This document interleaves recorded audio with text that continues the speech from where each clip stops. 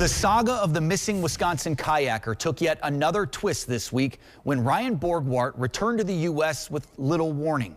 He was presumed to be in the Republic of Georgia for the past several months after allegedly faking his own death in August and fleeing the country. The questions only intensifying as that story shifted and more people were swept up in the fallout. CBS 58's Adam Reif has a special report tonight on the mystery that has captured the nation's attention.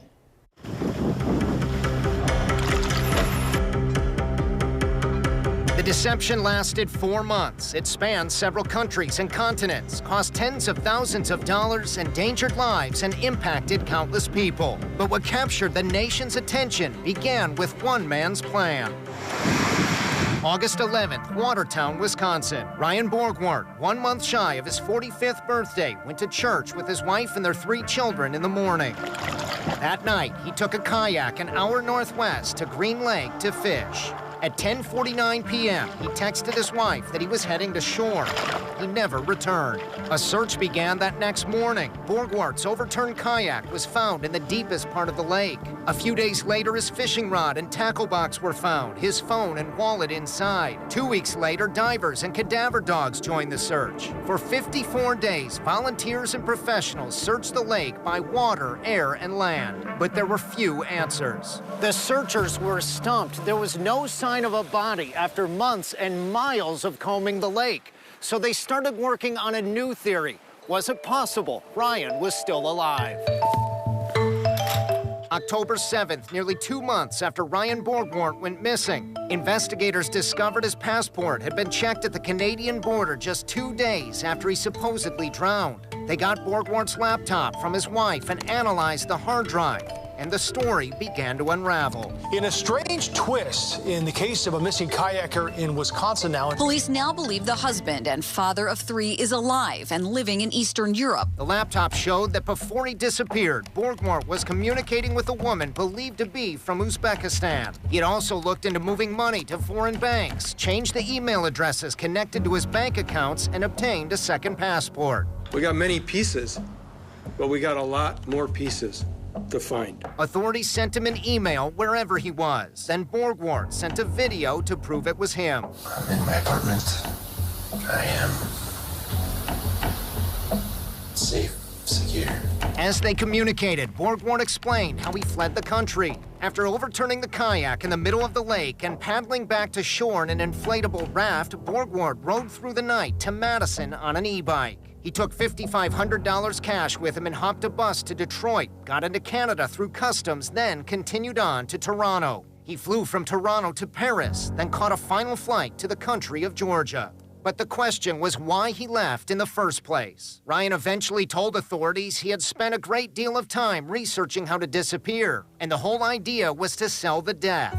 And Ryan said he would not come back. Green Lake County Sheriff Mark Podol tried to explain Borgwardt's state of mind. Had personal matters going on, and he felt this was the right thing to do. Borgwardt had still not contacted his wife and children.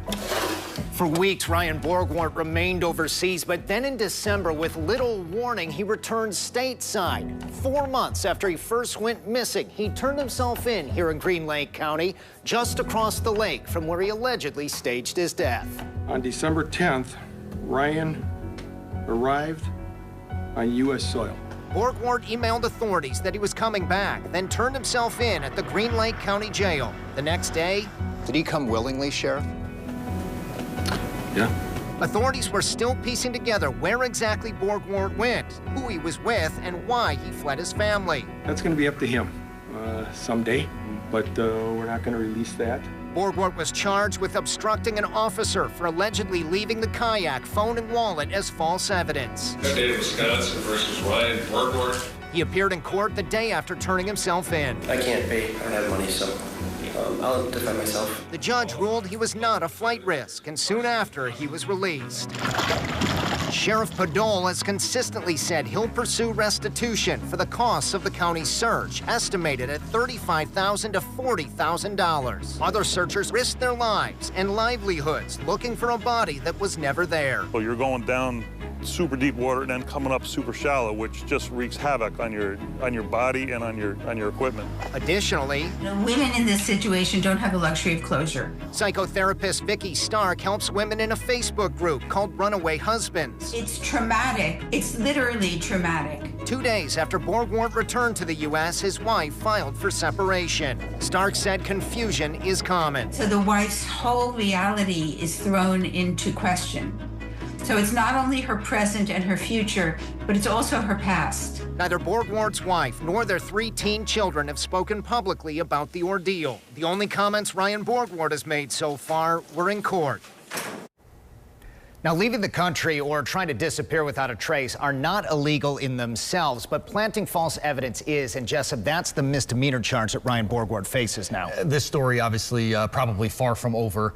Do we know what's next right now, Adam? Well, at least on the docket, come January 13th is when Ryan Borgwardt is scheduled to be in court again. Now, a couple days ago, he was representing himself because he did not yet have an attorney. He could have an attorney by then, so we don't know if he'll have to be there in person.